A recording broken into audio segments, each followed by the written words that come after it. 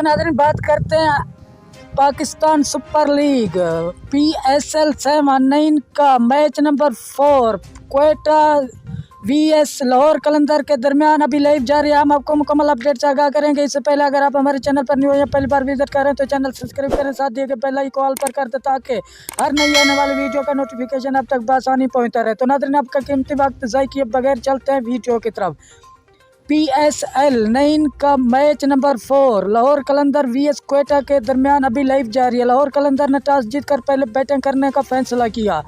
अभी 4 ओवर का खेल मुकम्मल हो चुका है। 23 स्कोर पर एक खिलाड़ी आउट हो चुका है लाहौर कलंदर का। अगर आपने ये मैच लाइव और बराह रास्त देखना है तो PTV स्पोर्ट पर यह मैच लाइव और बराह रास्त दिखाया जा रहा है और इस चैनल से भी आपको हाईलाइट की सूरत में अपडेट मिलती रहेगी। नाज़रीन अपनी कीमती राय का कमेंट में ज़रूर शेयर करना कि कौन सी टीम जीतेगी। शुक्रिया नाज़रीन हमारी वीडियो देखने का। मिलते हैं नेक्स्ट वीडियो में, तब तक के लिए अल्लाह हाफ़िज़।